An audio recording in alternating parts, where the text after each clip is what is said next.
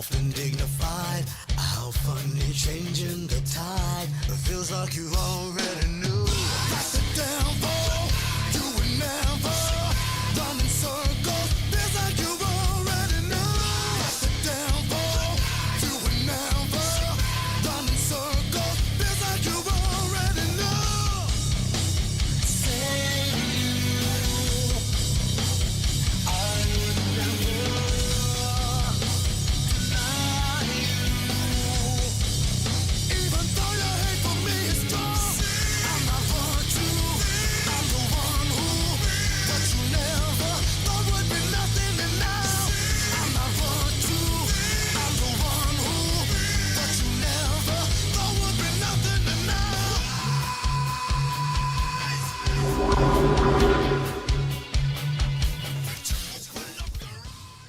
Hey, good evening, everyone, and we'll get started in just a moment. This will be our third Missouri Legislative Review show. And what's nice is this week we also have Catherine Dreyer joining us. And we'll be talking about some, well, I don't know. I think one of these bills should just be nicknamed Godzilla because it is a monstrosity of a bill.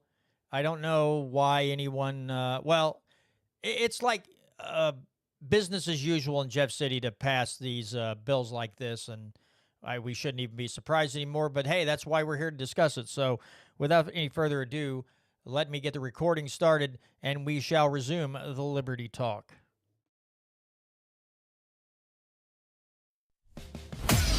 The Constitution isn't just a document.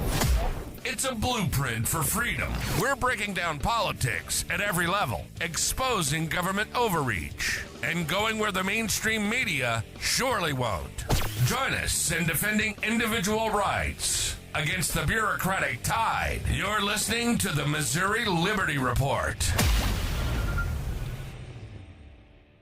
All right, folks, and we are back with another razzle-dazzle edition of the Missouri Liberty Report. I told you every week I'm going to use different words, and eventually I'm going to have to put up a thesaurus or a dictionary in front of me so I can come up with some really cool words to say when I'm starting off the show. But anyway, again, it is the first Tuesday of April, and that means it is time for another edition of the Missouri Legislative Review. And on the phone are Tom and Catherine. And Tom and Catherine, good evening to the both of you. Good evening. Howdy. All right, so I will let my co-hosts and my guests. Okay, we'll do round robin here. So, Tom, is there a certain bill that you want to talk about first? Because the ones I have up here are we have House Bill 495, which is the Godzilla bill. Mm. We have we got Senate Bill 650. We've got House Bill 495, and wait a minute. House Bill 495 is the Godzilla bill. Okay, yeah, I somehow lost the one bill I also wanted to have on here too. So it would be I'm sorry. It is. We also have the HB 1175, which is the SEPA bill. That's the other one I wanted to bring up tonight. So, Tom, we'll start with you. Is there a certain bill that you would like to start off with, and then we'll just continue around and discuss as many of these as we possibly can this evening? Okay, let's do the easy one first, Okay. which in my opinion is HB 1175. All right. SEPA. Let me pull that one up. Where did it go on my little... Now I'm going to lose... There it is. Look at that. I'm finding it. I'm not as dumb as I look sometimes. Okay. So, Tom, walk us through this because we've discussed this before, and about there was one little teeny tiny section in another form. There was another form of this bill that we weren't fond of. Right. But you also alerted us to that language had been amended back in. Refresh us on what that language was, so everybody has that on the top of their head and they know exactly what we're talking about here. Well, on the House bill, it's on page 3. It's subsection 9, line 62 through 65, where it specifically says the people of Missouri have vested the General Assembly with the authority to regulate the manufacture, possession, exchange, and use of firearms within the borders of this state, subject only to the limits imposed by Amendment 2 of the Constitution of the United States and the Constitution of Missouri. Yep, that old disgusting language. Now, on the one I have pulled up here, folks, disregard this. I must have grabbed the wrong link here because that language in the bill that I'm looking at is crossed out. But that got amended back in, and it passed 100 to 51 in the House. And I'm sure. Yeah, I'm looking at the perfected version. That's the one that the House voted on.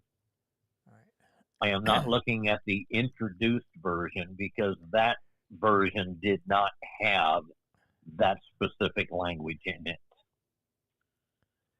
Okay, yeah, now it's back in there. Okay. Now everybody can see, if they're watching on the live stream, they can see exactly what Tom's talking about here. And we've already discussed this, so it's not something that we have to go through in great detail again, but it is important. We have to beat up on it a little bit. Okay. Yeah, I'm sorry to interrupt. No, go ahead. I'm an interrupter. So, Tom, as I recall, when we were first looking at this new SEPA,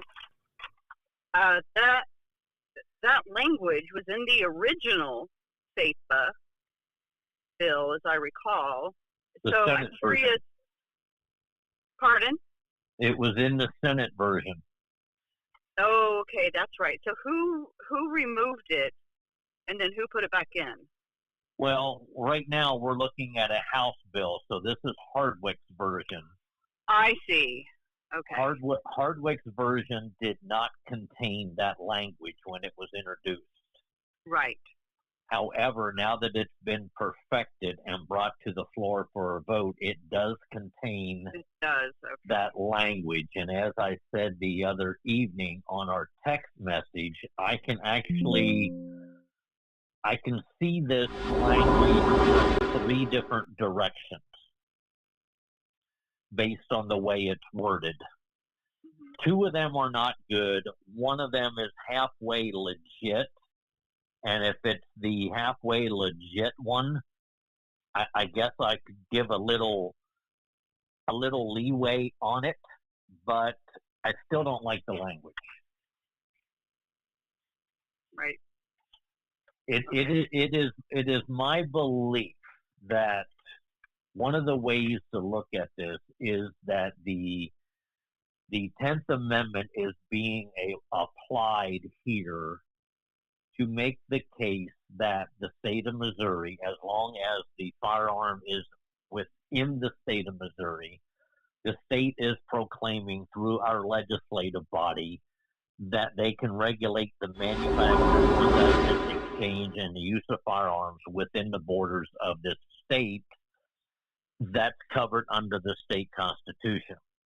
But because of the language that follows, subject only to the limits imposed by Amendment 2 of the Constitution of the United States and the Constitution of Missouri, nowhere within the confines of the Constitution of Missouri, nor the confines of the Constitution of the United States, did the people actually grant the authority to our General Assembly the ability to regulate the manufacture, possession, exchange, and use of firearms.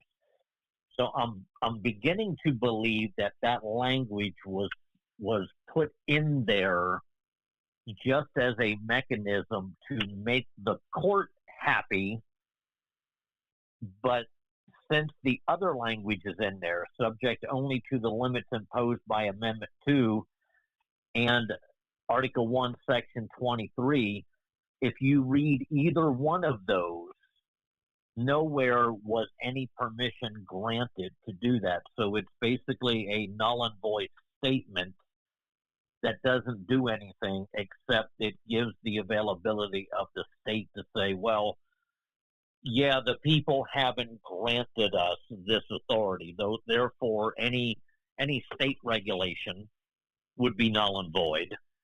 And no, you're not taking possession of our police forces to allow you, the federal government, to usurp that right to which the people have.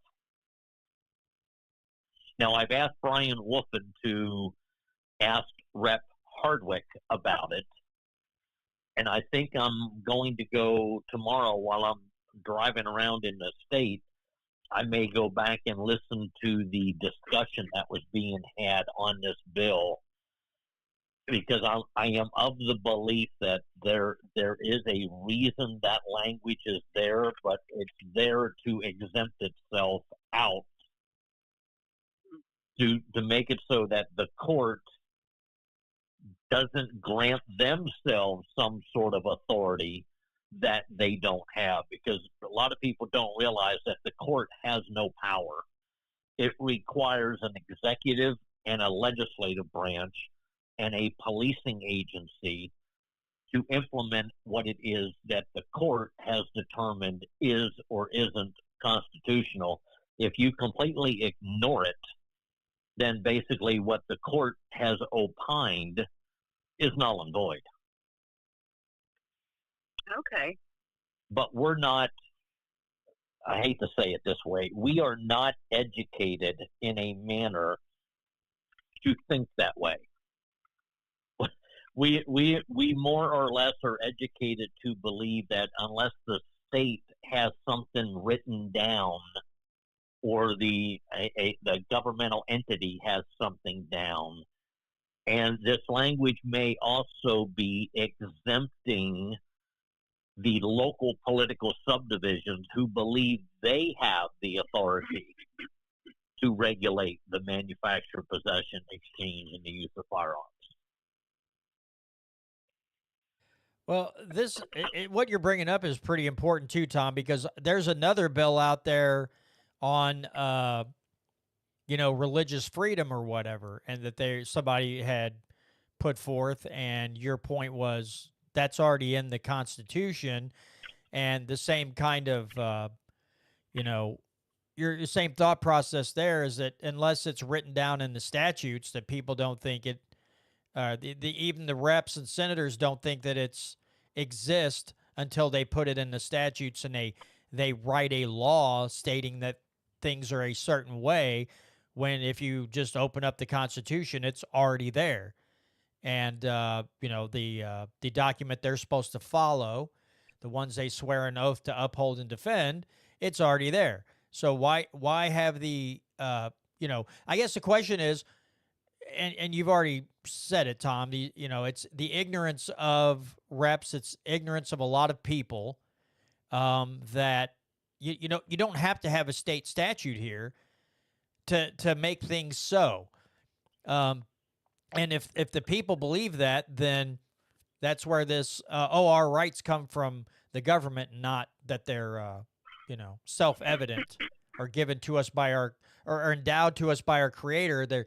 They automatic. This is where that thinking of, my rights must be granted by a bunch of people in a building somewhere, and nothing could be further from the truth. Now, the one thing this bill contains that Kathy Jo Loy's bill does not, which I think is HB 75. She said that she was writing that piece of legislation because there's no penalty provision when political subdivisions violate the Constitution, that you have to litigate it. But if you read her HB 75, she did not create any penalty provisions either. All she did was basically made a law that specifically said exactly what it is that's already codified in the Constitution. This one actually creates criminal intent and fines and It's basically telling our local law enforcement, even though we shouldn't have to tell them this, but there again, we're not educated to think this way. It's Right. basically telling them that if you are in violation of these sections, this is what's going to occur. That's something that is not in HB 75, which is the Missouri Freedom Protection Act. Okay. This one actually contains penalty provisions. So it is creating a structure by which it's telling the individuals who work for law enforcement agencies or any political subdivisions that offers assistance in a manner to allow to basically and it's telling the federal government you cannot commandeer our policing agencies, our police force, our sheriff, or anyone involved in any governmental entity to do your bidding. I completely get what you're saying. It's just sad that we even have this bill even has to be written, that we have to take that legislators take the time to actually try to pass a bill like this. This is a really big waste of taxpayer time and money, just like most of the legislation coming out of the Capitol building. If they would just, if people were more educated, then we wouldn't even have to waste our time talking about these bills. We could talk about stuff way more fun. Like, I don't know, we could sit around and count the ticks on a dog when it comes out of the woods, something, but we wouldn't have to sit here and debate, and Right. put heap praise on a bill protecting what should have already been protected in the first place. That's to me, that's the worst part about this, is that go ahead. Well, it is, but you got to remember, even back in the Framer Founder days, they had to write nullification bills at the very beginning. Like Virginia and Kentucky both wrote nullification bills Yes. to nullify an act of the federal government. So this predominantly goes back the whole way back to when the Constitution was ratified. Yeah, that was they were in opposition to the Alien and Seditions Act. Is that correct? The Kentucky Correct. and Virginia resolution. Okay. Yeah, you are right there. It just, again, I look at it like this sucks. It sucks that people have to spend their time doing this. Okay, so that one was pretty simple. I guess we'll leave Godzilla to the end, maybe, because there's so much crap in there. Catherine, I'll throw it to you. Do you want to talk about Godzilla now? I know there's one bill, this No, there's- SJR 6, that Yeah, I'll chaps your talk butt. about SJR 6. Okay, Let's talk about that. sure. It's another just stupid. Well, so many of them are stupid. This one is a Senate joint resolution introduced by Senator Bratton, which submitting to the qualified voters of Missouri an amendment to Article 1 of the Constitution of Missouri by adding thereto one new section relating to educational freedom. I don't know if you have this pulled up. I can't see the screen, but Yep, I I'll do. read what he wants to add. Uh, Okay. So that section 37, that the government shall not deny or infringe upon a parent's fundamental right to participate in and direct the education of his or her child. Okay, let's just stop right there. Okay, we already have that right, and the government is not to infringe upon it. Why do we need to have a law? We already have this. We already have this right, whether it's in the Constitution or not. But it's enumerated in the Constitution, and education is a negative right. When we talk about positive and negative rights, education is a negative right in that the government, if I decide I want to pursue an education or I want to see to my child's education in whatever manner that might look like, the government can't stop me. They can't interfere and say, oh, no, you can't educate yourself that way. So it's not a positive right in that it's like the government needs to step in and provide it for me, right? Does that make sense? Yep, perfect sense. So first of all, it's just stupid that he's even creating a law. I see this as when he runs for re-election, he can go back and say, oh, look what I did. Okay, so here's where I start getting really annoyed as a homeschooler. So such right shall include, but shall not be limited to the following. 1, the right to homeschool or otherwise educate a child outside of the public school system free from any and all government regulation, restriction, or record-keeping requirements, regardless of whether the parent receives state aid, grant money, scholarships, funds, or any other financial assistance or programming from the government, either directly or indirectly, for purposes of educating a child. Okay, again, I already have this right. I have the right to homeschool or otherwise educate my child. That's what is enumerated in the Constitution. I already have the right to educate my child how I see fit. Now, here's my issue with this. I like this part of removing government regulation, restriction, or record-keeping requirements because those of us that homeschool, or if you do homeschool, one of the laws regarding homeschool in the state of Missouri is we don't have to turn it in, but we are required to keep a log of hours, which I think is ridiculous because to me life is learning. But you're supposed to keep a log of hours, 1,000, you're supposed to give your child 1,000 hours of schooling each year. 600 of those are to be in the 5 core subjects: reading, writing, math, social sciences, and social studies and science. And then 400 hours doing other stuff. So I would prefer to see, instead of putting this out here as a constitutional amendment for a right that I already have, that let's just go ahead and let's take a look at the homeschool laws in Missouri and remove that. Remove the record-keeping portion in the homeschool law for Missouri, where, you're required to keep a log. Now, you don't have to turn in this logbook. It's for if your next door neighbor goes, I don't really think you're homeschooling well, and then they try to take you to court, you have some sort of log to show how many hours, which again, I think is ridiculous because, at least for me, and I know a lot of other homeschoolers, we aren't trying to replicate public school in the home. Like my son was out there when my goats gave birth. Okay, biology. You ain't going to get a better biology lab than that anywhere in some high school. So that counts as hours. All right.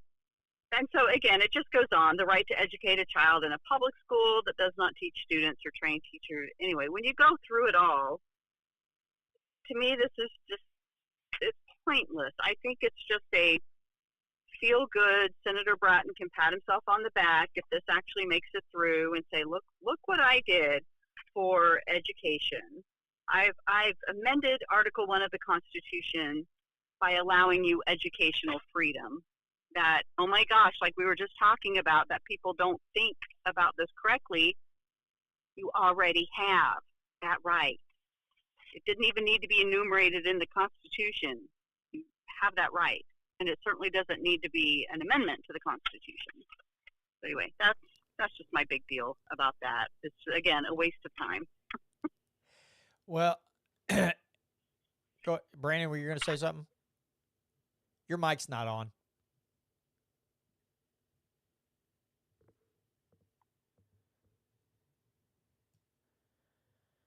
Or maybe I need your mic on, Brandon.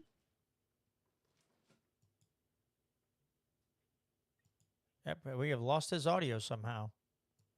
Oh no. I'm sure he had something very important to say. He did too. Did he mute himself?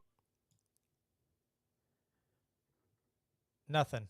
What happened? What is going on? Oh. How can you tell when Brandon's lying?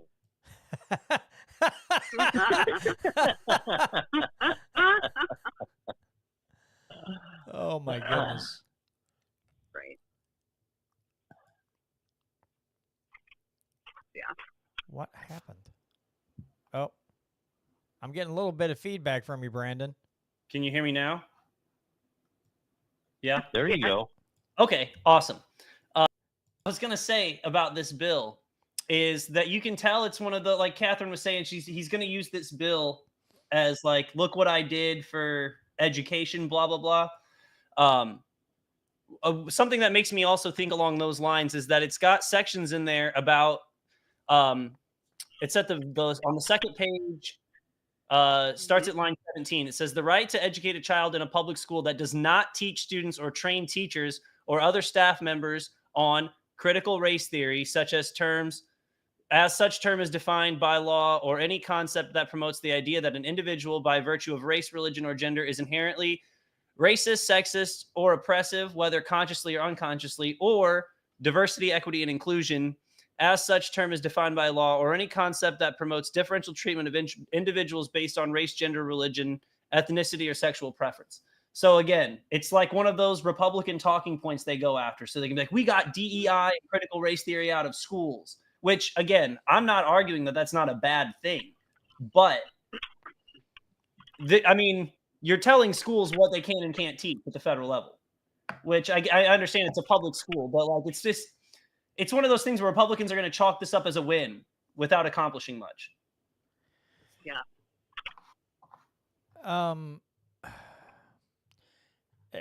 Is Senator Bratton in the Freedom Caucus? Yes, he is. Shouldn't these Freedom guys? I'm pretty sure he's chair. I think he's chair this year. Yeah, shouldn't these Freedom guys know better than to try to amend the Constitution? Because aren't these the same people that complain all the time about the Constitution's too big and we shouldn't be, or some of them at least say, well, we don't need to keep amending the Constitution. It's too easy to amend the Constitution. And then what do? They go wanting to amend the Constitution. That's a little I don't know, very odd to say the least. But anyway, yeah. And like you said, and this, go ahead. This would never pass anyway. This would never pass. No, you know what this reminds me of? What's that? This reminds me of the Right to Farm amendment that we passed. Oh, I'm going to say it was like 2018, and I know we took a lot of heat. The Locke Smith Foundation did, because we went on a statewide tour on why it is that you should not put the right to farm in the Constitution. And we got ripped to smithereens by all these different conservative groups for being a progressive, whacked out communist organization. And our whole point was, look, you already have the freaking right to farm. What you literally are doing is you're creating a mechanism by which it is that the government is going to come and regulate you because you're not farming the way that they have desired, because it even talked about in the amendment about how it was subject to local control or local restrictions or local something or other. And people just don't think these things through. This is a good thing. I got educational freedom. It's like the parents in Colorado when they were given the right to spank their children. Like, what? Right. Yeah, I'll do what I want on my property, and if that is to grow crops, then it's my dang property. I mean, I already have the right to dig a hole and put whatever I want in the ground. I mean, there might be some exceptions to that rule, but well, and Catherine, what you touched on earlier, something about, kids homeschooling and not wanting to kind of parrot or mimic public education. It's like, well, most, they should know that generally if people homeschool their kids, it's because they don't want to participate in the public school system. That's the reason they're homeschooling. It's not because, I don't want, the buses are dangerous or something. It's because they've seen the curriculum. They've seen what gets taught in these schools, and they're like, I don't want to do that. I don't want to, I don't want my kids participating. And it could be because of CRT. It could be because of DEI. What is it? It's actually supposed to be DEIB, right? Because now we've had to add belonging in there. So they don't, they don't want their children a part of that, but they also want them to actually be taught facts. And so if anybody out there, I will say, because Tom Woods, he does giveaways, or he adds, or he has put up some of his curriculum that he did for the Ron Paul homeschool curriculum, where you can just download some of those lessons. So I would say if you're thinking about homeschooling your kid, if you go through Tom Woods, you'll get like $250 worth of freebies. But it looks like one heck of a curriculum. In fact, when my granddaughter gets old enough, my wife and I and our daughter have already discussed that we will be purchasing that for our daughter. So even if she goes to public school, those resources will be there for her to look at, and we can teach her the things she should also be really learning: history, science, math, whatever. But we're going to make those resources available for our grandkids, because at the time we did not do that for our children, so we're going to try to do that for the grandkids. But yeah, I would definitely look at the Ron Paul homeschool curriculum. If you do it through Tom Woods' site, you do get a bunch of freebies thrown in. And what's nice about the Tom Woods and the Ron Paul is Tom Woods' history classes go very in depth on different times, different classes is not the right word, but different sects of people, different periods, and it goes way more in depth than what you'll ever get at a general government, as my friend Sam Britton would say, in the government full system. So that's just a thought for anybody out there who may be thinking about doing the homeschool thing. Definitely check out Ron Paul. And I know, Catherine, you would probably, I think we can all agree. I think, and we've seen this movement in other parts of the country where you'll have several families come together, and they'll pay a retired teacher to homeschool all their kids, and each family just pays so much a month to this retired teacher, and she does the homeschool curriculum, and so they can get, maybe 8, 10, 12, however many kids in a classroom setting, but it's all homeschool curriculum, and they just find a retired teacher that's willing to do it.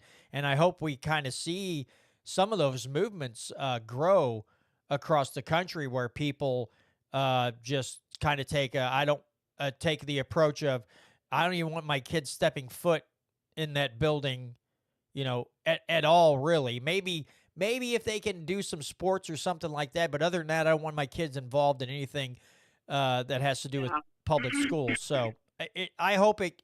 I mean, I know COVID helped. That was like the one silver lining that I could come up with out of COVID, was that I think the amount of minority families that started homeschooling shot up a pretty good, it jumped up by a pretty good number. And I hope those people are continuing to homeschool their children. And I hope that's a trend that continues to grow. At some point, I would love to get, is his name Corey DeAngelis? The American, what are they? Federation for Children? Well, there's a guy that's That's big Corey DeAngelis. Is that the big school choice guy? Yep. Okay. Yep. What's your opinion on him? Because I heard him on Tom Woods the other day, and he sounded like someone pretty logical, but you kind of laughed a little bit there, Catherine. Well, he pushed school choice so hard, and I don't think he truly had a grasp on what he was doing. And like things like the Freedom Caucus, they just went right along with him, and I don't think he understood the impact it might have on homeschoolers. That was always our biggest concern. And I mean, I've seen, I think Tom Woods liked him okay, and that kind of boggled my mind. I couldn't quite figure that out. It was just the way he handled it. He was very ruthless, and just with the lobbyists with the American Federation for Children. We had a Missouri Federation for Children, which went away and then became Quality Schools Coalition, and they were pouring money into our legislators left and right to get school choice passed. So that's just a lot of my hiccup there. Again, when we were following the money behind school choice and everything kept coming back to Missouri Federation for Children and Americans for Prosperity. And So- was that the SB, was that the 727 bill, the infamous bill from last year? It might have been 747, but 747. the Andrew Koenig's bill. SB Yeah, 727. 727, yeah. It sounded like a plane. I just the one thing that I find one of the most amusing things that came out of that is when Senator Eigel was doing a run for governor, and he came to Owensville, and God bless my friend Trish. When it came time to ask questions, she asked him, "Did you vote? Did you support? Did you vote for 727?" And he smiled. You know, he was really proud. And he said, "Yes, I did." And she just up and said, "Oh, I wouldn't be proud of that." I was kind of it's right there in the thing, and I wish I'd have been there to see that. That would have been hilarious. Like, I wouldn't be proud of that. And he just kind of went on like he didn't hear anything. But yeah, that was one of my grievances with him last year, and a lot of people got upset with me about that. And it's like, guys, come on. This person is supposed to be one way, and he's leaning in another direction that is quite the opposite. But I don't want to go into that. All right, Brandon, did you want to go into this SB 650 and dive into that? Can we do one thing on 6 for a second, just real quick? Sure. Yeah. What is the actual definition of government that they are using in this section 37? And does a public school system qualify within the confines of the definition that they're using for government? Interesting. It doesn't give definitions that I can see. No, it does not. But they're Nope. if you look at what quote unquote the public school system is, Well, yeah, that's the you government. can actually make the case that they are not a government. Interesting. That's why words are incredibly important when they do this stuff. Huh. Yeah, I got to think on that. And normally on stuff like this, I'll be honest with you, the Lock and Smith Foundation does not review, nor do we use the voting records for any of the joint resolutions. However, what we are going to start this year, the resolutions that pass that will make it to the ballot, we will have on our website, legiscore.us, we will have like a term paper on each Senate joint resolution or House joint resolution based on what it is that we believe it is doing and whether or not it should actually be codified in the Constitution. And KSGF is going to allow Darren Chappell and I to have a little round table like they did last year for the resolutions for the constitutional amendments, so we can bicker them back and forth on whether or not we believe that something like that should be codified within the Constitution or not, or are we actually putting something in the Constitution that is absolutely unconstitutional, Right. and then making the case, well, it's constitutional now because it's in the Constitution, like we've been known to do many, many, many, many, many times in this state. Oh, Sorry about surely that. not. I'm done on 6. Surely not, Tom. There's no way we would put unconstitutional things in the Constitution in the state of Missouri. Good God. Brandon, what were you going to say, bud? Yeah. So really quick on 6. So I just didn't want my point to get misconstrued earlier when I was talking about critical race theory and DEI, because I don't like those things. I disagree with those things in principle. One thing, though, is that there's no repercussion. It doesn't say, it just says that the parents have the right for their child to be educated in a public school that does not teach those things. but it doesn't have any guidelines or standards for, you know, a teacher or a school district that does those things. There's no punishment there. So it like I said, it's a virtue signal. It's not like something that actually accomplishes the goal. It's a virtue signal. And another reason I don't like it is because when I was talking about the government telling schools what they can and can't teach, it's like again, we agree with that critical race theory and DEI are bad. But the next step for Republicans would be you can't teach that Israel's a bad country. Like you can't teach anything about the war in Gaza. You can't, you know what I mean? That's my fear from this, is that they take it as then the government has the right to tell even public schools that like they have the jurisdiction on what they can and can't teach, which again, I think this particular part of the bill is, it gives leeway for that, because we all thought, you know, DEI and like the wokeness of you can't just be not racist, you have to be actively anti-racist, and we all thought that was crazy. But then there was someone who testified in the U.S. I think it was the Senate, at a Senate hearing, who was Jewish, and he said the exact same thing about Israel. He said it's not good enough to be anti-Semitic, you have to be actively anti-Semitic. And so when I read things like this, I'm just like, it seems like right now we agree with it, but 2 seconds later it could be something we disagree with. So I just didn't want people to think that I was agreeing with DEI or critical race theory when I said I don't think this belongs in the bill.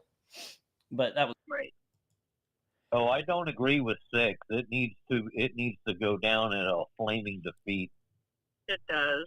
And I don't know if Senator Bratton or any of his buddies, but the Section 37, the Article 1 part, the right to homeschool or otherwise educate a child outside of the public school system free from any and all government regulation, restriction, or record-keeping requirements.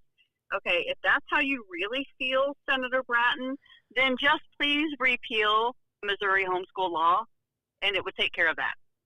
Just do that. Yeah. We would be free from government regulation, restriction, or record keeping. Yeah, kind of like all they had to do was remove marijuana off of the classification schedules, Right? instead of creating a 13 freaking page constitutional amendment. Yeah. Anyway, we can move on to 650 now. Okay. Yeah. All right. So I thought this was interesting because the act is called an amendment to Chapter 143 by adding thereto one new section relating to an income tax deduction for certain professions. And so it says the provisions in this section shall be known and may be cited as Retaining Mo Workers Act. It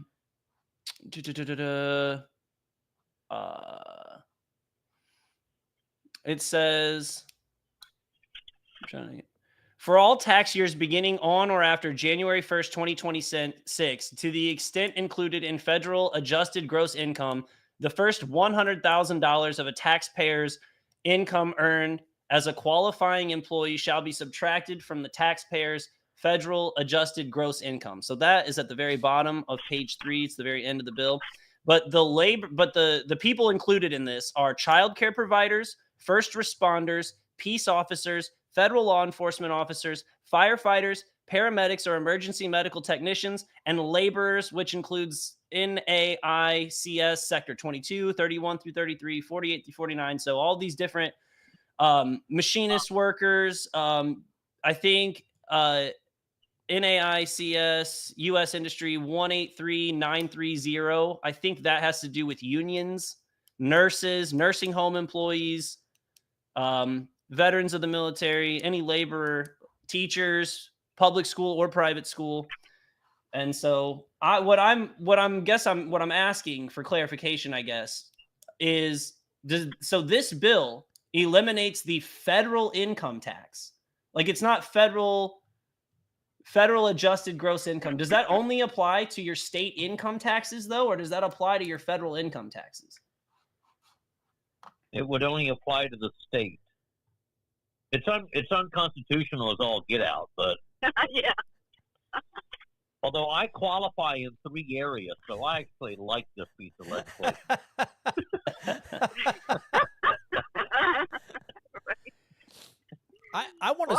teacher, but I certainly wasn't earning $100,000. I got to see what No, some you of can these. deduct up to $100,000. Oh, that's right, up to. I may need to go back into teaching. I've got to see what these any okay. These description Who's a codes. laborer? 50.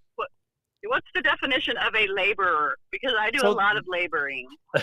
Their labor definitions are like the NAICS sections. They're all like, one will be electricians, one will be like carpenters, one will be heavy Right. machinery equipment. So Yeah. I mean, there's what I it, get it it. is. It's just pretty being silly. encompassing. Oh yeah, it is encompassing, but it leaves out like hospitality workers. Like I mean, there's just like it's so selective in the industries that they picked. Exactly. It leaves out everybody is the problem. It Yeah. leaves out office workers. Yeah, so if you're looking at, let's say for instance, you're looking at 221118, other electric power generation. So it'll give you examples. So like Exelon, NRG, PG&E, Nextera, American Electric Power Corp. These are some of the so it looks like anybody that works for electrical companies may. Now, see, I just wonder if me working at a place that makes transformers would be in this, or if it's literally just people working out there actively, putting down power distribution transformers and like more of the field type guys, or if it's, hey, we build transformers, so do we get to write off the $100,000 of our stuff too? But there's so many different sections, and I'm sitting here just looking up all this stuff, and it's just like, so if I look up 33, what's 33? They misnamed this bill, though. It should have been Essential Missouri Workers Act. Because literally every person that's listed in this piece of legislation was determined to be under the corona was an essential worker. Right. Well, what's funny is like a gas station attendant was considered an essential worker, but I don't think gas station attendant would fall like gas station clerk. I don't think that would qualify under this, but they were deemed essential at the time. Well, I mean, if he is an honorable dischargee of the United States Services, he would be qualified. Because that would make him a veteran. I'm just Well, it's just called Retaining Missouri Workers Act, so it ought to be everybody. I also think it's funny too how it doesn't mention that it only qualifies for your state income taxes. Like when I read the bill, I was super confused because I was under the impression that it eliminated your federal income. Like that's why I was so confused. I was like, wait a minute, what? But it doesn't say for the purposes of reducing your state income tax. I mean, I guess that's implied because it's Missouri law, but when is anything ever implied? Yeah, I'm still looking. So yeah, you got I love how they use these industry codes. Like, just say it, just lay it out. That'll confuse the Jesus out of a lot of people, which maybe is the point of the whole thing. But I don't know. I guess the main question I would have for the author of this, Senator Gregory, is what about every other type of employment? Like, what about real estate agents? What about line cooks? What about why just specifically those? Because not all of the machinists and all of those different labor parts are necessarily like you could make an argument that like police officers and all of those are like dedicated servants to the public, but like machinists are just private businesses. I mean, that's what I don't understand is that like one, it would almost make a little more sense if it was all public sector workers, but it's not. And so it's weird that they've just like chosen a few select industries that aren't public workers to qualify for this. Right. I think from my perspective, this kind of is reminiscent of Bratton's bill. This is like one of those attaboy bills. You know, it's unconstitutional as all get out, but it looks really good to the constituents. Look what I did. Look what I'm trying to do. But if you read the bill, you're like, well, I mean, now if you look at these NAICS codes, it covers a lot of different industries. But, you know, what about retail workers? Doesn't look like they're going to get anything. What about, you know, somebody who works at a fast food restaurant? They're not going to get jack squat. So it's unconstitutional because, of course, it's not equally applied across the board.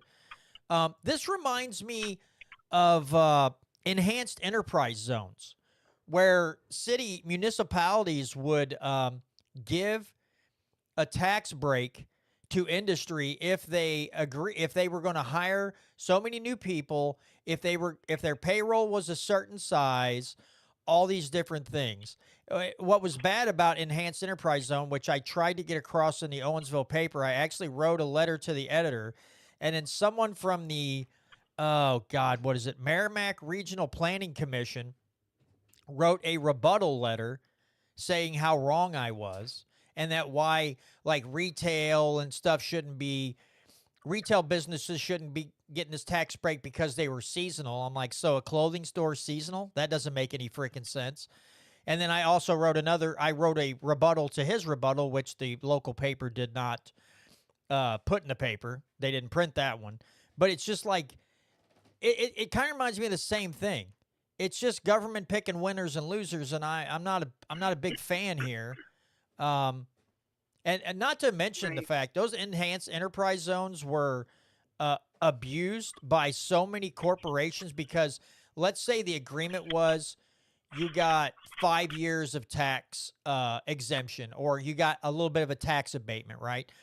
That 5 years ran out, and they couldn't, if the city wouldn't extend it out, cities across the nation that had these enhanced enterprise zones would close up shop and move to a new area where they could extend or get another tax abatement, and they would build another building, or they would do whatever, and then the city where they left was stuck holding the bag on this building and trying to sell it, get another industry to move in, and not to mention the fact that they would have to add lanes to highways. They would have to add water lines to run to this business, which means they were doing municipal bonds. And then when the bill came due, all the people left in town were footing the bill, and that company had left town. So, you know, just in case anybody thinks enhanced enterprise zones are a good thing, they suck as well. But yeah, Tom, you can put your 2 cents on this, but this just seems unconstitutional right off the bat. Oh, it definitely violates Article 1, Section 2 of the state constitution, but what does that matter? We don't abide by it anyway. When you mentioned essential workers, you know, I think looking back at COVID, okay, you can call me a conspiracy theorist, and you would be right. When I look at something like this, and we're talking about beginning after January 1st, 2026, what do they think is going to be happening? I'm sorry, that's just where my mind goes. Like, okay, we're past COVID. You know, this didn't come out during COVID when we were losing nurses because they were being, you know, forced to get the jab, and we were losing all of these people. We were losing teachers because they weren't, you know, they didn't want to deal with teaching online and all of that. And to me, I see this as they're trying to incentivize, you know, these particular workers that were necessary during that time. So why now? Why do we want to create this incentive to, you know, to me, it's like, oh, this is an incentive to be in these fields or to stay in them, regardless of what next catastrophe happens. I kind of like lines 38 and 39 where it says any employee of any department or agency of the state, excluding elected officials. So if your job with the state is to sit on a chair and wave at people, while they drive by on the highway, you too will have this exemption. Right. If you are an employee of the Department of Health and Safety making all of these,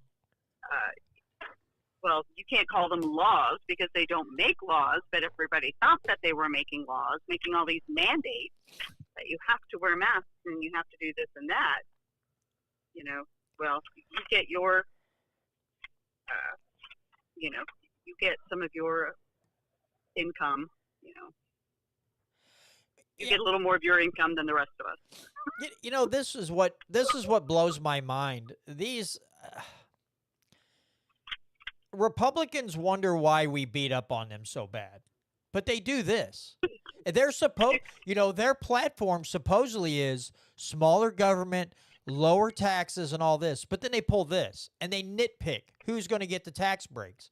It's like if you really stand behind the platform or the principle of the party to reduce the size and scope of government and lower taxes, then this should just be an across the board thing. And yet they do the very opposite. So yes, if you're going to do stupid things like that, you know, if you're going to play stupid games, you're going to win stupid prizes. I just wonder how many people are going to sign on for this and be like, "Oh, this is great. We're reducing taxes," and the so-called freedom folks will be, you know, all over this. I'm sure they'll come out as this is the second coming of tax Jesus or something. They'll be so happy to climb all over this and ride it like a rhesus monkey or something. They'll be hanging on for dear life. Well, if you want to compare it to HB 495, it is minimalistic. So there is one good thing we can say about it is that only it is 3 pages. not as long.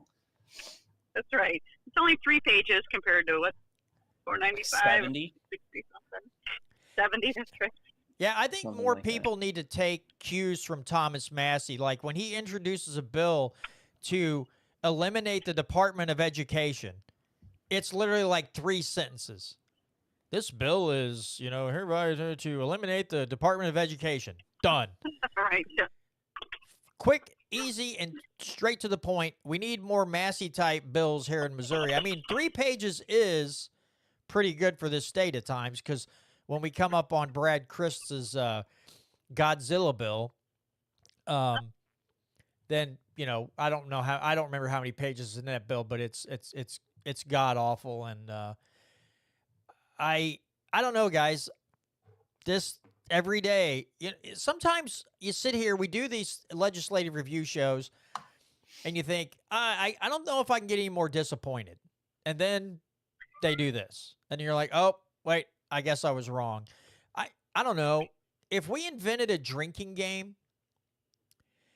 And it's strictly based on the Freedom Caucus in Missouri and the bills that they pushed forth that are freedom bills, that we had to take a shot every time they put forth a nonsense bill. There would be the rise in alcohol poison related deaths would skyrocket. We'd be wasted be all in the time. rehab. Yeah, we'd all be in rehab because they're like, wow, you're a raging alcoholic. I'm like, listen, I was just playing the Missouri, I was just playing the Jefferson City drinking game, Right. and these guys are nonstop. I am totally going to make a Missouri Freedom Caucus bingo card now. Oh, For- that's an for when they- excellent idea. Certain bills you got to drink. Well, Who sang that song? They told me to go to rehab, and I said no. That's a Winehouse. Yeah, that's it. And didn't she drink herself to death? Oh my gosh. Or it was a drug overdose? something to that Yeah. effect. Let's see. Now I'm curious because this is the one thing I love about having multiple guests on. Is that sometimes it just devolves into, it was alcohol poisoning. It devolves into talking about Amy Winehouse. I love this. Tom, you are a Yeah, well, national she- treasure. I'm telling you. Maybe she was following the Missouri legislature have a shot card. I think so. It would be every non-Republican thing the Republicans do. Yeah, like you were saying a second ago, even when the Republicans try, even when they have a good idea, they can't even execute it right. Like, we're going to lower taxes, but we screw that up somehow too. We can't even give it to everybody. Just like, whatever. And Well, go ahead, Tom. you can only have it if we achieve a certain amount of unrealistic gains in revenue. Then we're going to give you Right. 1/1000th of 0.1% and make the case that it's the largest tax decrease in Missouri history. Yeah. Well, the federal Increase their government, spending by $2 billion. yeah, Donald Trump's doing the same thing. He had one of his guys, I can't remember who it was, but he came out and said, yeah, we want to eliminate the federal income tax and get rid of the IRS when we balance the budget. And you're like, oh, so never. Okay, that brings up a really good point because I ran across, oh my God, what is his name? He was out of the Chicago School of Milton Friedman. I ran across, I think Good Morning Liberty posted a clip from him on, I think it might have been on Facebook or X or something. But Milton Friedman was saying that when they lie about balancing the budget, the budget is balanced every year because they spend it and they tax us on it. But then they print money or borrow money, and if we don't get hit with the income tax, we get hit with the inflation tax. It's like the budget's always balanced. The problem's not the budget, it's just the spending side of it.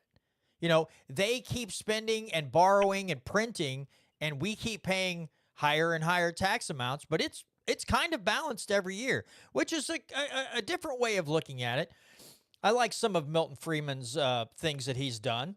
But yeah, you know, Yeah. I think to expect a balanced budget at the federal level or the state level, I have a better chance of I don't know how to put this except in my weird wonky way. I have a better chance of catching gonorrhea from a unicorn than the state balancing its budget. Sorry, that's the only thing I could come up with at the time. That was pretty good. So you suffer from gonorrhea electum?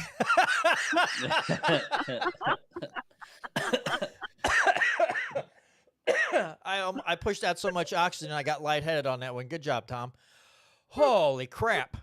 Yeah, it's funny. There's someone in the live chat that I don't remember seeing in here before, Clinton Butler. He says, I may be an Australian, but I even know more about the MOCON than most of these elected people. And I said, that's sad, but it's nice that some people still have the grasp of it. So that's interesting. Yeah, I don't know. It is one of those things where every election cycle, even in this state, we hear about we want to balance the budget in the state of Missouri. Never, ever, ever, ever do they talk about the increased revenue that the state is gaining just because of the rate of inflation. And the sad thing is, there have been multiple times in multiple papers around Missouri where counties or cities will openly discuss record tax, inflow. And we can fund this now. We can do this now. They never talk about how can we give a little bit of this back? It's like, this will pay for this program we've been wanting. So, and in this town in Owensville, they're all Republicans, and they'll be in the papers. The county's full of Republicans. The whatever the position is, the county officials, county executives, they'll talk about record amount of tax inflow. The city will, the state will. But how many of them actually talk about how do we give some of this money back to the people, since the federal government and its inability to spend money within its means and causing all this heartache? How do we get some of this money back to them? Nope. It's, oh my God, we'll add a lane to I-70. We'll do this. We'll do that. And so I'm so sick of hearing Republicans, for the most part, 99% of them talk about doing anything about helping people survive this constant inflation. And I don't know. And then they do stuff like this. And what am I supposed to do? I'm supposed to go up and pat him on the butt and tell him good job. Get the hell out of here. Well, what's funny too is that you'll hear them make claims like Eagles was going to eliminate the income tax, and they'll say other things like that, but you never hear them say they're going to cut spending. It's funny that you mentioned that. Like, whenever I hear a campaign trail, I literally cannot remember one time anyone from either political aisle, obviously not the Democrats really, but I don't remember a single Republican running on a cut spending. Like, I just can't think of one. I can't think of one campaign ad or anything that was like, we're going to cut spending. It's like, we're going to crack down on immigration, and we're going to, like, even lowering the income tax. But it says nothing about lowering spending. The Republicans, and I shouldn't say all of them. I can think of, Mike Moon hasn't been captured by the Republican Party. It seems Bryant Wolfen hasn't necessarily been captured by the Republican Party.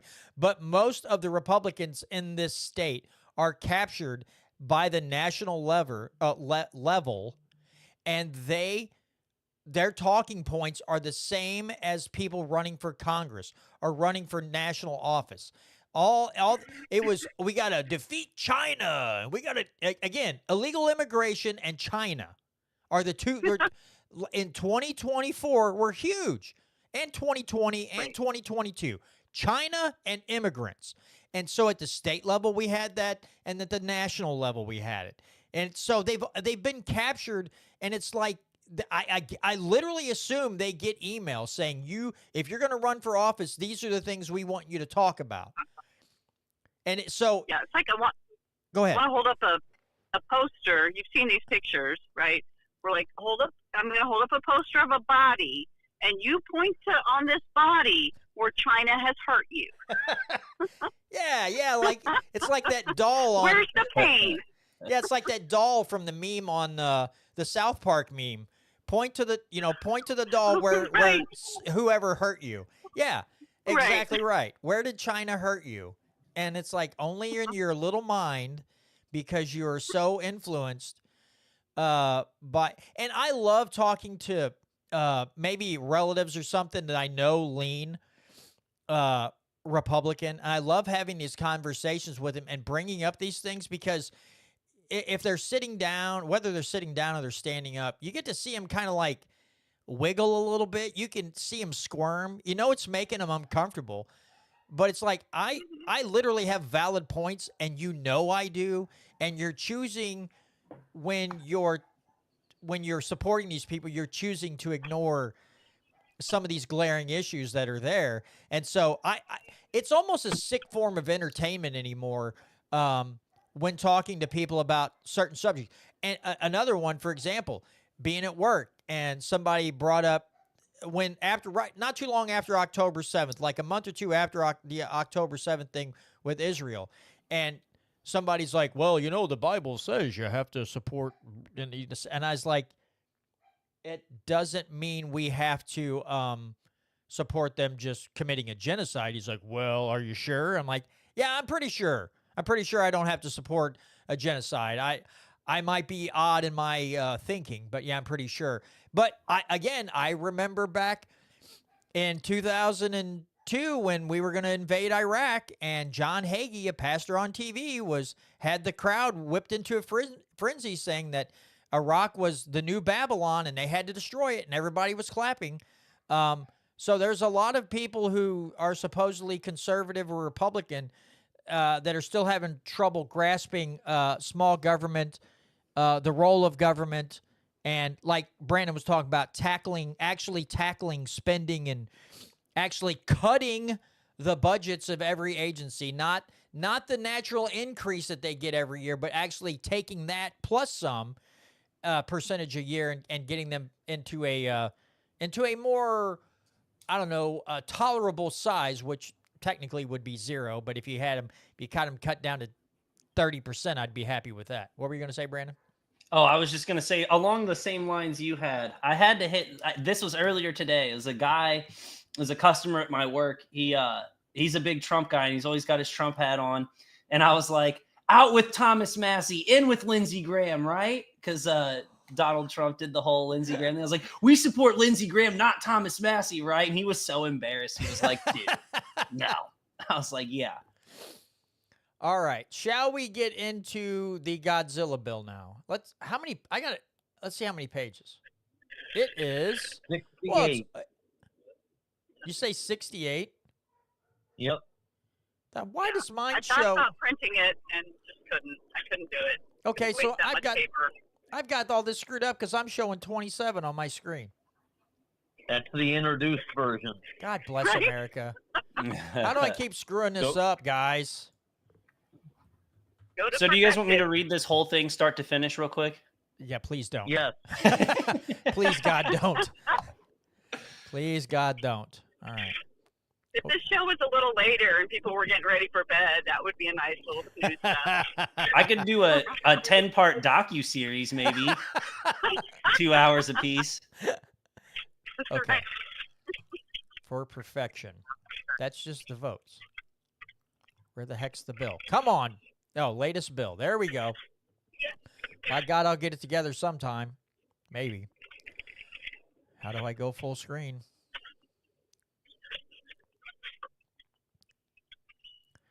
Anyway, whoever wants to start reading this monstrosity, feel free, or just delve into what I would say there's issues with this bill, but I think that's a little off. There's no issues. There's subscriptions here. But anybody feel free to jump in and take a hold of the reins of this bad boy here. This is the legislative body's answer on how to eliminate people complaining about Article 3, Section 21 and Article 3, Section 23 being violated. Because if you title it about public safety, which is what this one is, you can find a reason to put anything that you can possibly think of under the auspices of public safety. Now, John, when you first pulled up the bill, you had 27 pages. Yeah. The introduced version was 27 pages, and here's what it dealt with. It dealt with the creating a board of police commissioners for the St. Louis Police Department. So it was making changes to Revised Statute Missouri Chapter 84. Now, then it also it had a part involving Revised Statute of Missouri 304, which involved, they were creating a stunt driving crime. So you couldn't do wheelies, you couldn't do donuts, you couldn't do drifting, those types of things on the highway. Now, what that has to do with the St. Louis creating a board of police directors and commissioners for St. Louis, I have not a clue. And it was creating a committee on school safety within the confines of Revised Statute of Missouri. That was the introduced version. So before it made it out of the House, it went from 27 pages to 60 pages, and this is what it was involving. Now, the same 3 items from the 27 pages are still in it. But now we have immigration status. When you're arrested, you have to check your immigration status. They were granting the authority of policing agencies within the state of Missouri to bring in outside state forces for some reason.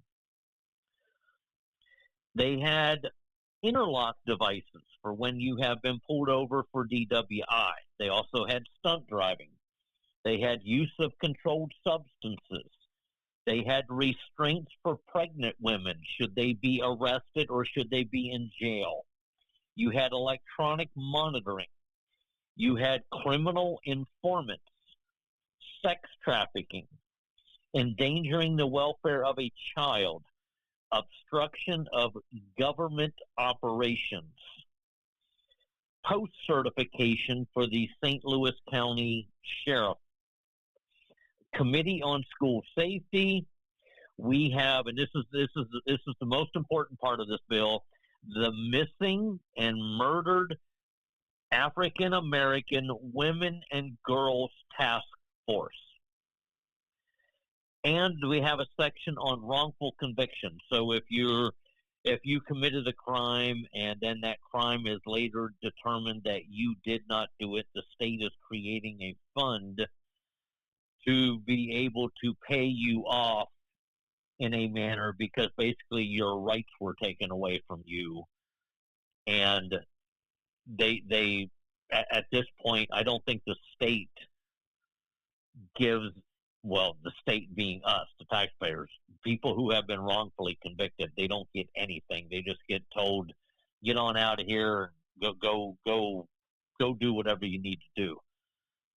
Now, the bill went to the Senate, and the Senate added 8 more pages because now it's 68 pages.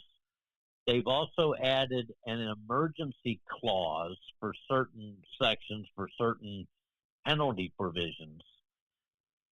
But still, the main part to me, the main portion of this piece of legislation involves the St. Louis, I guess it's the city, police department, and the agency by which governs that police department. In my opinion, anything outside the parameters of that application should not even be in this bill, whether it's titled public safety or not. Right. And this bill has already been signed off by the governor, correct? So we're talking about one Yep. that is already a statute. Now, I'm going to show my ignorance here because I know it goes through the Secretary of State's office first. What is Hoskins' role? I mean, what happens in the Secretary of State's office before it goes to the governor's desk? What is he looking at? He's basically the keeper of records. He's the individual who will assign this to all the various different areas of revised statutes that are getting reformed. Okay. Now, All one of the things I find absolutely strange about this one, it says the chief law enforcement executive for any law enforcement agency or such executive designee may request assistance from a law enforcement agency of another jurisdiction, including a jurisdiction outside the state of Missouri, but within the United States. I mean, were they thinking somebody was going to request Puerto Rico send somebody? The issues that we're going to have with this, let's say that you happen to get arrested by somebody from Kansas. Well, they, within the confines of apprehending you, decide to violate your rights. So you decide to sue them. Guess where you're going to have to go in order to continue that criminal content? Because it's not going to happen in the state of Missouri. Everything is going to have to be handled over on the Kansas side, because that is the jurisdiction from which it is that law enforcement officer is from. So you get your day in court, or you get your day, whatever it's called, your due process, but you're going to have to travel.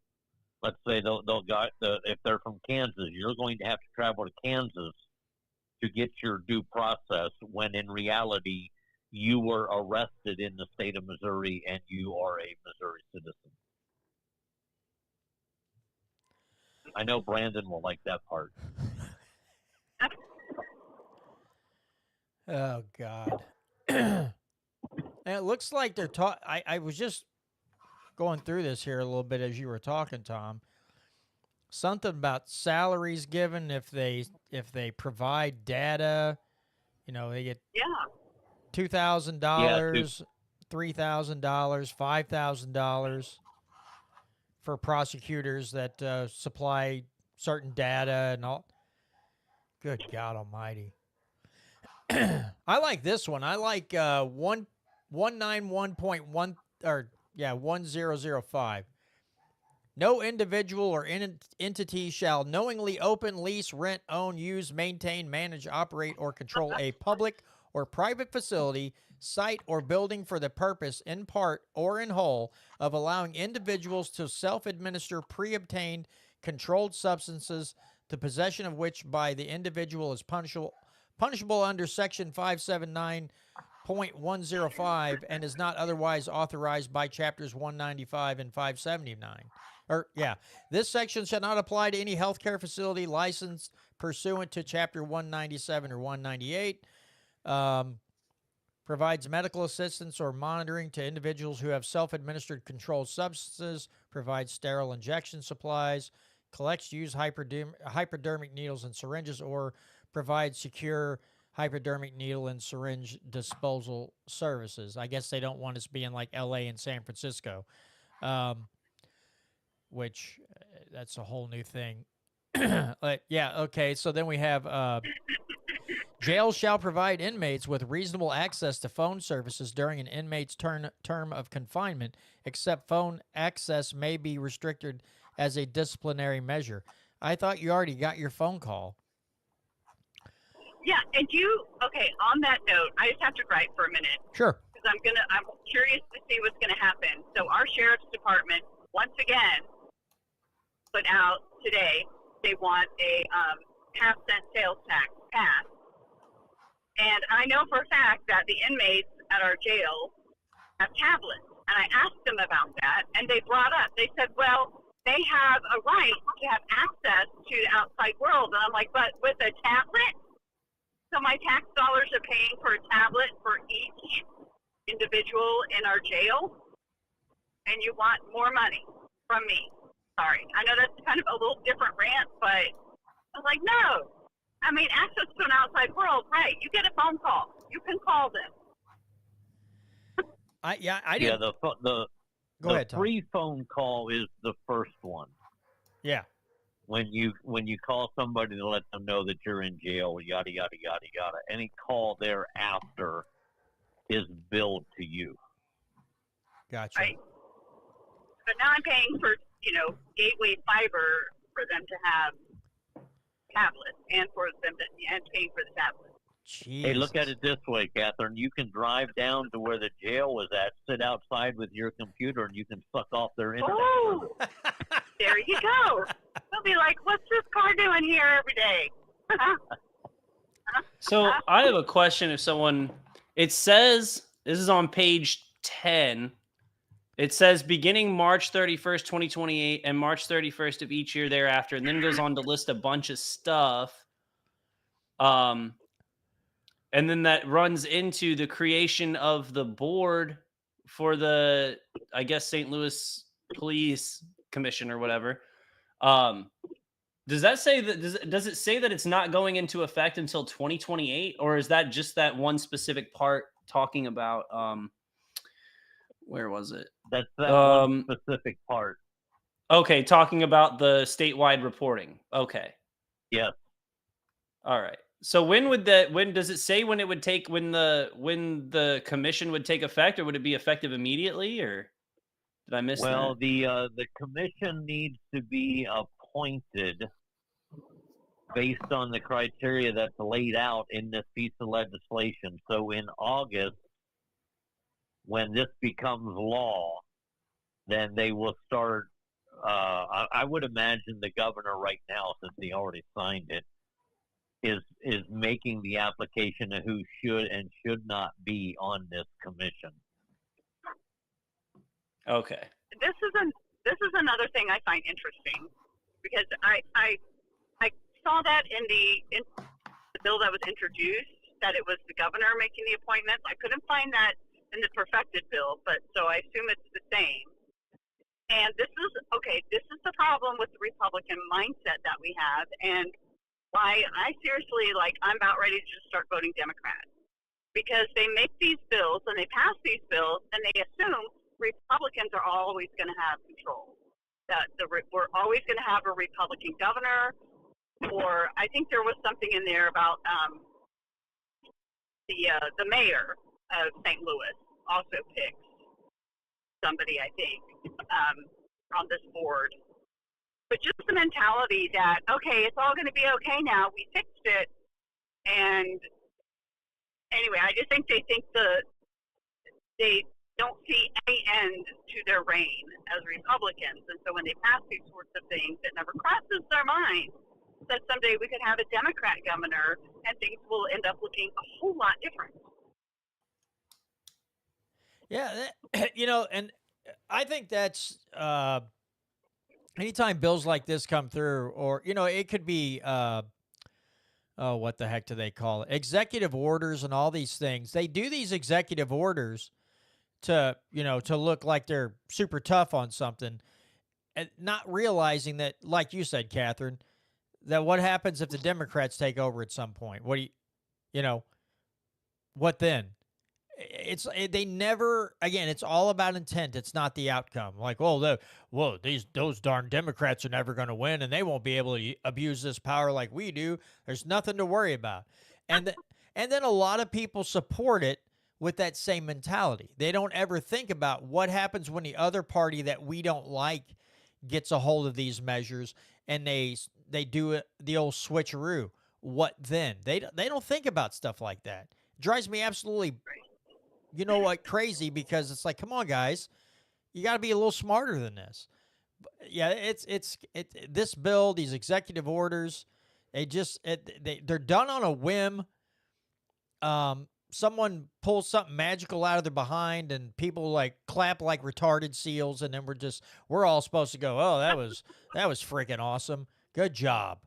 So I don't know, it's annoying to say the least. But yeah, there's so much.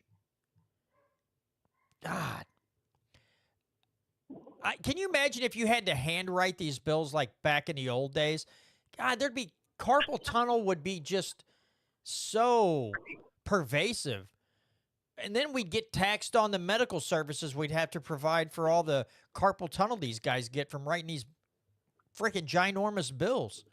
It's terrible. I think that you bring up a good, that maybe that should be a law, and that rarely comes out of my mouth. That bills have to be handwritten, and I bet they'd be a whole lot shorter. Maybe. I think they should have done on stone tablets. There you go. Just chiseling away, and they're like, oh, God. And then 10 years later. You can only run for office if you know how to chisel. Yeah, and then 10 years later, the text is all done, and they're like, oh, that's old stuff now. You gotta come up with something new. Times have changed. Right. Here, talk about going off topic. Talking about,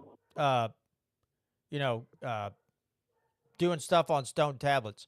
When I worked for a local pest control company, I got sent outside of Washington, Missouri, to this house, and I knew it was old. I could tell by the floorboards and everything. It was a very old house, and it was this guy's grandparents' house, and they were keeping it in the family because there was a bunch of farmland.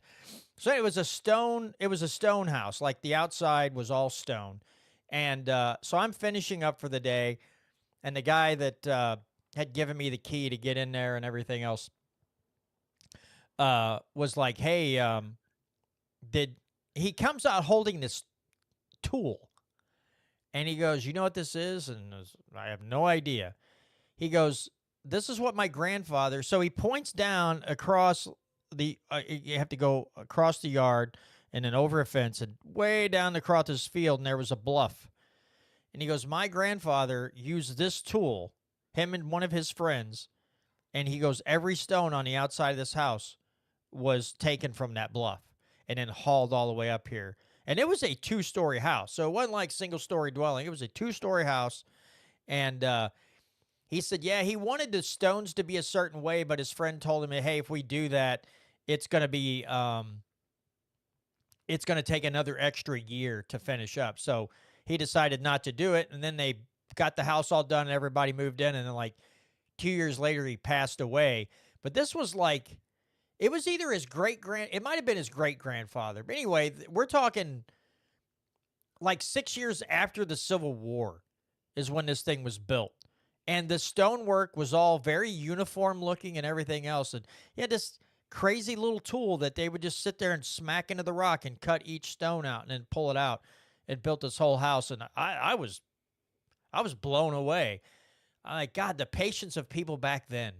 You wanted a stone house, you had to cut it out the bluff yourself. And like, apparently he was a mason worker anyway, so he knew what to do. But yeah, it was kind of cool. Some of the cool things I've seen in my life, even just going around and killing insects, was kind of cool at times.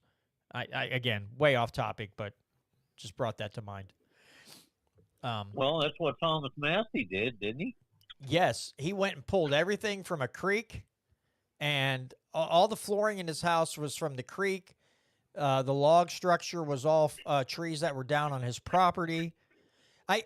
Again, for any of you guys who haven't listened to it, go back and listen to Massey's interview with Tucker Carlson, and listen. Even if you only listen to the part about him being completely off the grid and building his own house and doing all this work, and the way, I mean, every bit of exhaust for heat, plumbing, whatever, all goes out in one place because he figured out, hey, if you do that, you lose less heat and air conditioning. And how he bought a wrecked Tesla, took the battery out, and then ran, excuse me, things in parallel, and built a big battery bank for his solar panels. And he's got, what was it? All these different livestock, and it was amazing to listen to him. But yeah, if you ever just go back and look for Tucker Carlson with Thomas Massey. I think that was the last time Massey's been on there in a while. Just listen to this guy. I mean, he is an MIT grad.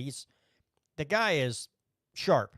But it was, even my wife, she was just fascinated listening to him talk about everything he did on his property to make himself self-sufficient, and then how depressed he gets when he goes home, knowing he has to turn around and drive back to D.C. makes him really, you're like, God, I have to leave this and go back to that crap hole.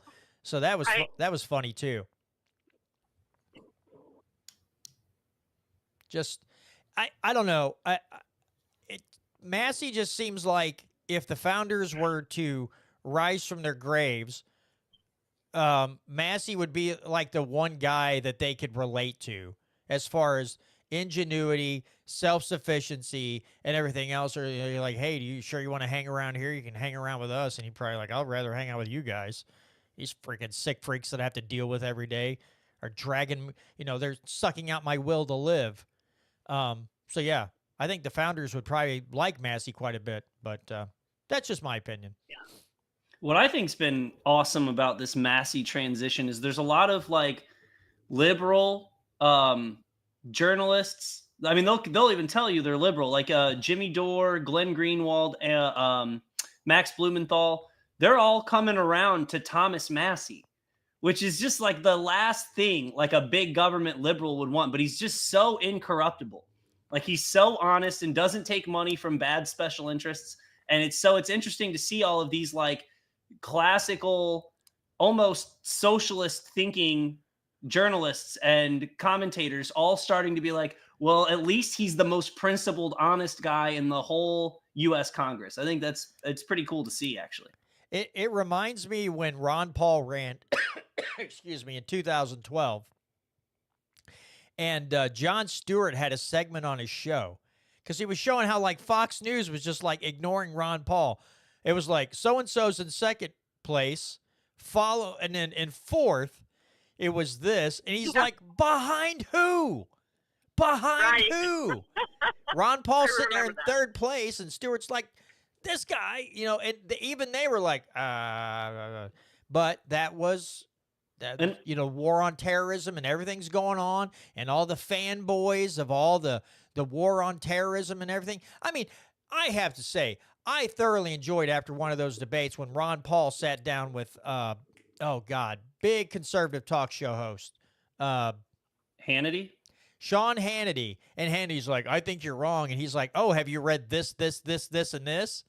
Because that's where all this information came from. And Hannity's like, well, it's nice seeing you, Senator Paul, blah, blah, blah, blah, and just kind of brushing him off. But yeah, it's like, yeah, you're about to get decimated on your own TV show, which I would have enjoyed thoroughly. Yeah, he'll cut to commercial break before they let him look stupid. No doubt. Yeah, before he looks like Mr. Massengill himself, they will be like, "All right, we gotta let you go. You're making the host look like an ignoramus." So anyway, go ahead, Brandon. Oh, I was just going to say, I would be remiss if I didn't bring up Senate Resolution 156. It's a little over 1 page, and I will actually read this in its entirety when you get it pulled up there, John. Let me know when you're What ready. is it? Senate Resolution 156. 156. I remember you talked. While you're pulling that up, I've got to say goodnight. Thanks for having me on. Well, it was great having you on, Catherine. I appreciate your time. Yeah, thank you. Always Have a good time. night. Have a great Thanks, night, Catherine. Yeah, you See you, too. Catherine. All right, take care. All right. So You got it there? I'm not seeing it. Senate Resolution 176. 156. 156. 156. God, what am I doing? Well, There that would we be go. why you don't see it. Thanks, smart Alec. All right, go ahead, Brandon. I got it pulled up. Okay. Senate Resolution 156. Whereas Israel has been granted her lands under and through the oldest deed as recorded in the Torah or Old Testament, a tome of scripture held sacred and revered by Jews and Christians alike, and whereas Missouri recognizes the claim and presence of the Jewish people in Israel that has remained constant throughout the past 4,000 years, and whereas Missouri recognized Israel's declared independence and self-governance on May 14th, 1948, with the goal of reestablishing its legally recognized lands as a homeland for the Jewish people, and whereas Missouri's son, U.S. President Harry S. Truman, was the first world leader to officially recognize Israel as a legitimate Jewish state on May 14th, 1948, only 11 minutes after its creation. And whereas Missouri agrees and supports U.S. President Donald Trump, who on December 6, 2017, recognized Jerusalem as the eternal capital of Israel. And whereas the United States and Missouri have enjoyed a close and mutually beneficial relationship with Israel and her people. And whereas Israel is a great friend and ally of the United States in the Middle East, now, therefore, be it resolved that the members of the Missouri Senate 103rd General Assembly, first regular session, hereby commend Israel for its cordial and mutually beneficial relationship with the United States and the state of Missouri since 1948, and that the relationship continue to strengthen and be valued in this state and this country in all its dimensions. Be it further resolved that the Secretary of the Senate be instructed to prepare a properly inscribed copy of this resolution for the Israeli Consulate General of the Midwest in Miami, Florida. This I think 2024. I think last year something like this circulated around. I think Senator Eigel and some others were doing it, and people were bragging about it. And I'm like, if you want to if you want to sit here and say, I don't know why that you have to publish all that. If somebody just wants to get up and say, I sure do hope the nation of Israel finds peace or whatever. We peacefully coexist with others around them. I don't have a problem with that. What I have a problem with is wasting taxpayer funds by putting forth this stuff and making it seem it's all a show. This is I guess you'd say this is more of the I guess the term would be God dang it. The religious right doing their talking. That's all this is. It's some little platitude, some little thing they think they have to do, and I think a lot of this will get the Christian folks continued support for whoever they are. They all get to stand up and say, "See, we support Israel" and all that, and then it keeps the voters coming back. It's meaningless. It doesn't do anything. It doesn't do jack squat to prevent or help do anything. It is just mindless drivel, and they have to act like they're And we have Republicans in this state who want you to think that they're very Christian people and they want to support Israel and all this stuff. And then, of course, they can't adhere to the Constitution and adhere to the thought of natural rights or rights that we were endowed with by our Creator. They don't want to adhere to that, but they'll put out a little piece like this to, pucker up to the Israeli government. It's Okay. It's such blowhard BS. Yes, it's so blowhard because like we have a decent trade relationship with like 130 countries around the world. So you could just be like, we don't need a resolution for every Senate about every country that even if we had a good relationship with them, like even if you were like, you wouldn't every assembly go, the Americans and Great Britain's have had a great relationship since, 18 whatever. Like we've had a great trade and partnership relationship with France. And you just don't, we don't do that with other countries. It's this one. So clearly, yeah, obviously it's the virtue signal. And like I brought up last week, if I didn't have a full-time job, I would go to to this committee meeting or wherever the open to the public part where you give you speak on behalf against the resolution. I would go and just pose one question. Name one tangible thing Israel does for the United States or Missouri. Like one tangible benefit that Israel gives the United States or the state of Missouri. Because last week I was like, I legitimately can't think of one possible way Israel has benefited the United States relationship. Like if you really want to have twisted, sick logic, it's that their continual need for our weapons has benefited the arms manufacturing industry at the detriment of our people because we're paying for those, because we give them the aid. Which me and you've talked about on this show. Israel set a record for weapons sales in 2023. Sold billions of dollars of weapons in 2023 in arms. And we were giving them billions of dollars in arms at that time. And so again, I cannot think of a single way that the people of Missouri have benefited from our relationship with Israel that isn't some sick fantasy of like John Bolton. And so I really I would go there just to pose that question because like you said, at least the United States Congress deals with Israel. So you get your money from AIPAC and you have this deal there where you do their favors and there's that bidding. But this is just for show. The people, the legislators of Missouri don't have any legislation or anything to do with the nation of Israel. And the people of Missouri, unless you have a tech relationship, unless they're a tech firm doing part of your business, then I don't understand how anything the state of Israel, especially the government of Israel, does is beneficial to the people of Missouri. I literally cannot think of one single one. Go ahead, Tom. Anything you want to add there, buddy? No, Israel is outside the parameters of my with their attack on the USS Liberty.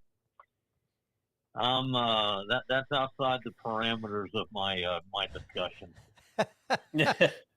Well, I will say this. I do know that I believe Parson and Plocker, I don't know if it's on taxpayer dollar what. I know they've made trips to Israel. There'll be governors get invited to Israel to tour Israel and go see different places. So, but it's the same thing as we have. What do they call it? Tom, you'll go to certain towns and they'll say, "Oh, it's like a sister town of some town in Germany." You see this all the time. Sister city. Yeah. There's sister cities all over. Yeah. It's like, what the heck's that got to do with the price of rice in China? It's another one of those things like, oh, we're a sister city of this. Okay, I thought we didn't like Nazis. I'm surprised Democrats aren't up in arms from having sister cities in Germany because that's where the Nazis came from. I'm surprised we don't want nothing to do with Hitler. It's not Hitler. It's a sister city of Germany. It's pretty meaningless. But, okay, calm down, have some dip. Oh, a Nazi is just anyone who wants smaller government nowadays. That's true. That's true. Yeah, That's so true. Germany, they're very, They were very liberal, limited very government. European. They're not Nazis anymore. It's anyone who wants a smaller government. That's a Nazi.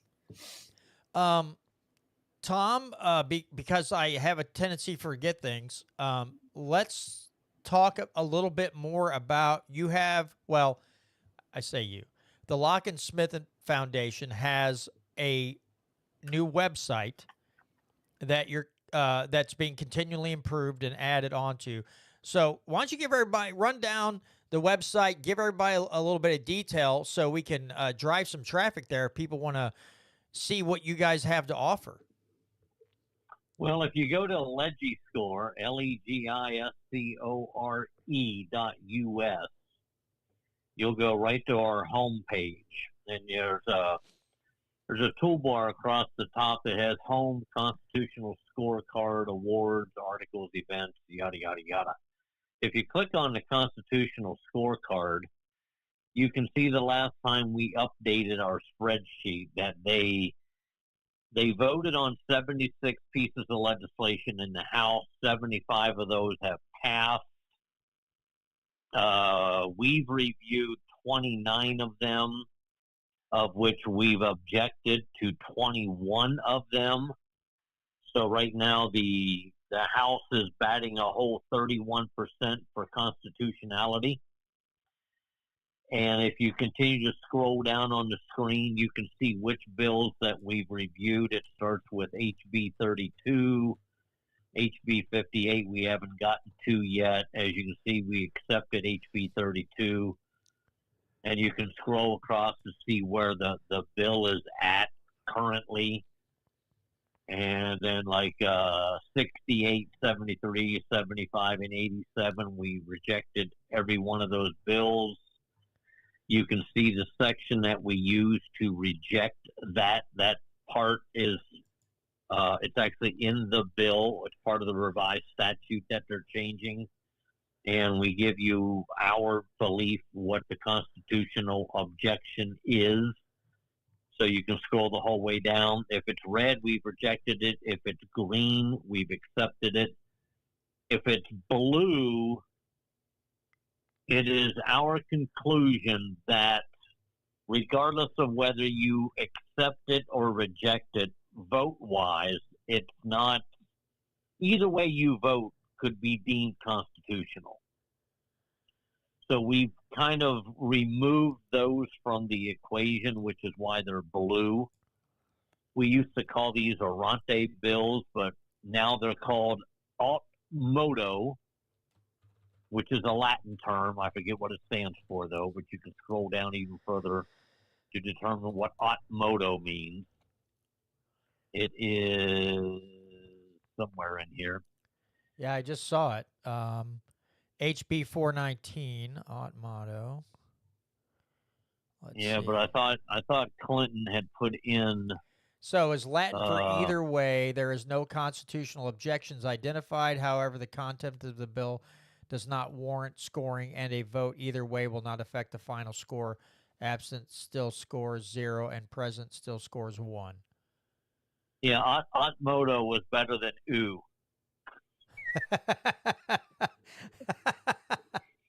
EW was either way. So yeah, people. So are as like, you can what's see, new? we have not reviewed any Senate bills whatsoever. Right. Because we only meet on Wednesdays, and we only meet for a couple hours on Wednesday evening. So once the legislature gets into full gear, we get behind very quickly. But you can see what it is that we're doing. You can go to awards. We have the list and name of each House member. The only ones that are missing are 2020, 2021, 2022. I figured out that the spreadsheets, some of the cells in the spreadsheet would not format, but we did not know that until after we had already had spreadsheets completely done. So like when you're trying to score and you've got a group of cells that will not format and won't do anything, it completely threw the whole spreadsheet off. So I'm having to redo those 3 years worth of spreadsheets. But you can see Mike Moon is in 24 in the Senate, 23 in the Senate. I also believe he's 20, 21, and 22 in the Senate. And then he was 2019 in the House, 2018 in the House, 2017 in the House, and he broke up Nick Marshall 6 in a row. Good old Mike Moon. Yeah, 31%. God almighty. But I did find something interesting at the bottom of House Bill 495. This is called Section 1. It says, in the event that any section, provision, clause, phrase, or word of this act or the application thereof is declared invalid under the Constitution of the United States or the Constitution of the State of Missouri, it is the intent of the General Assembly that the remaining sections of this act remain in force and effect as far as they are capable of being carried into execution as intended by the General Assembly. The General Assembly hereby declares that it would have passed each section, provision, clause, phrase, or word thereof, irrespective of the fact that any one or more sections, provisions, clauses, phrases, or words of this act or the application of this act would be declared unenforceable, unconstitutional, or invalid.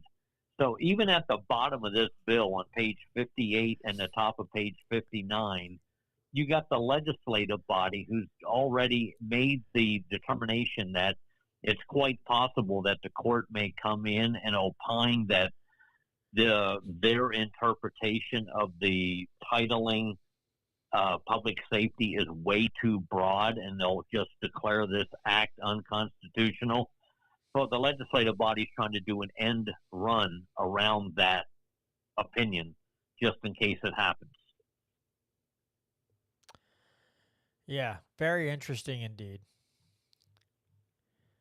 I mean, that's the first time I have ever seen something. I mean, I've seen something similar as this Section 1, but nowhere near at this depth of how it's worded and how it will basically make it so that, yeah, judges, we realize that some of this piece of legislation probably should not be, shouldn't have ever been passed.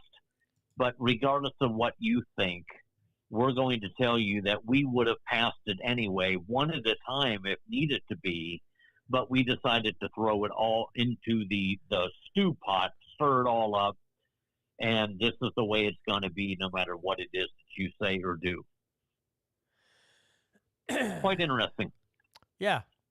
Way to just cram it right down everybody's throats no matter what happens. That's crazy. Nothing spells liberty like cramming something down your throat, whether you like it or you don't. So basically, they're basically saying we can violate the Constitution as long as we say that.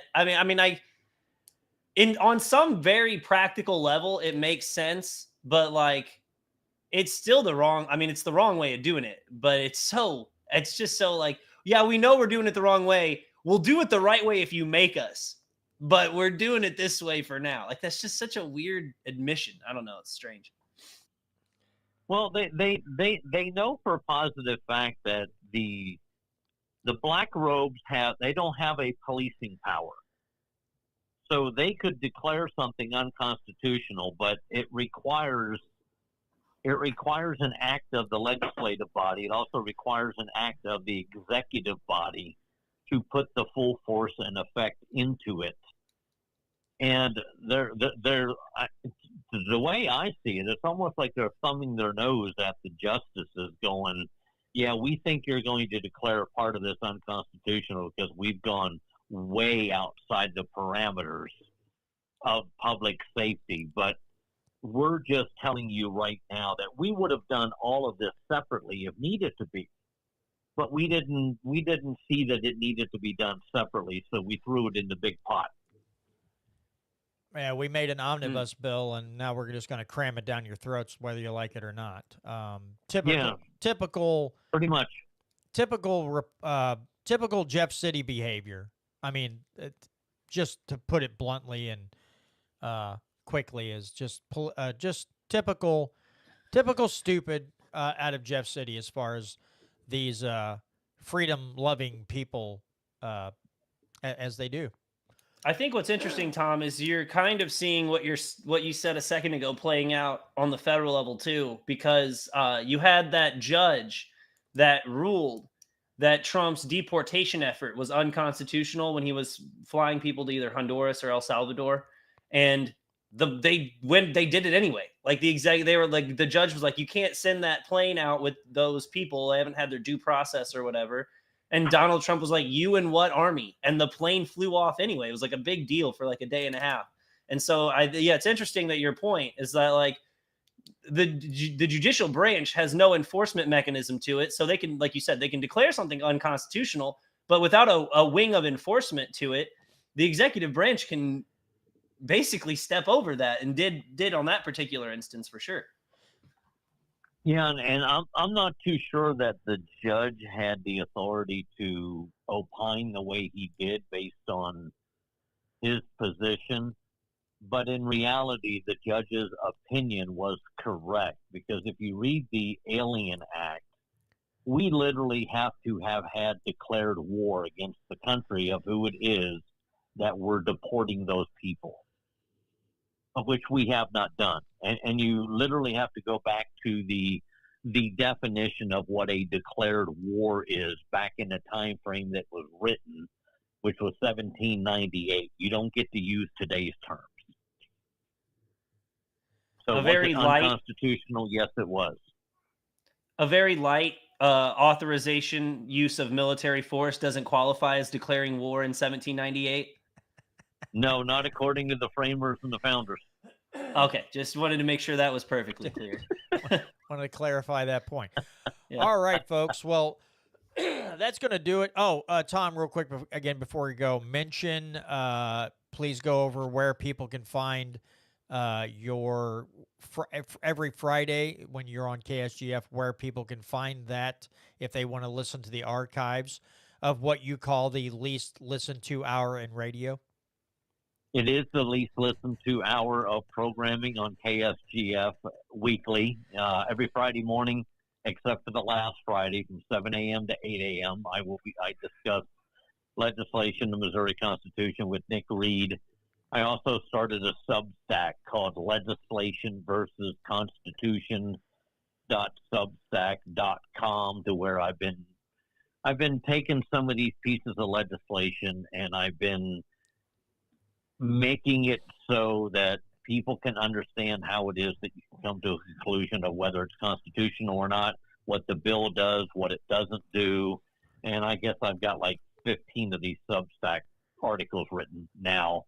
Right now, I'm currently working on one for HB 495, but it's just so nauseating and so huge that I feel like I'm typing it out on a stone tablet. Yeah, you're gonna have to write a novel if you want to analyze that whole bill.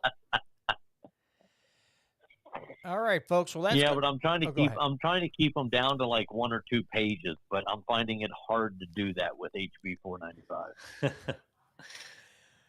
All right. Well, again, folks, that'll do it for this week's edition of the Missouri Liberty Report. Again, thanks to all of you for your continued support. I did get contacted by someone in Cass County who's having a little issue with the county zoning board, creating a lot of headache and heartache for this gentleman. So he has contacted me about coming on.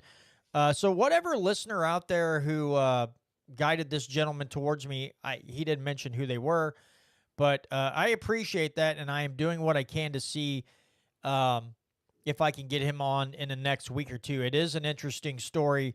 He did send me a Facebook post about the situation, so I will try to get him on as quickly as possible, and so he can talk to us about what he's dealing with as far as Cass County and their stupidity, which Brandon looked it up before we started the show, and Cass County is somewhere outside of, or somewhere around the Kansas City area. So I'm sure, you get too close to these big or these metropolitan areas, and you find yourself being quantumly entangled with stupidity at several levels. So that's an unfortunate thing, but we'll try to get this gentleman on with us and to do a show at some point, hopefully in the not too distant future. So with that being said, folks, thanks again so much for joining us this evening. And again, thanks to all who watch on YouTube, Rumble, listen at molibertyradio.us, or on any podcasting app out there. We thank you very much, and we'll see you next Tuesday right here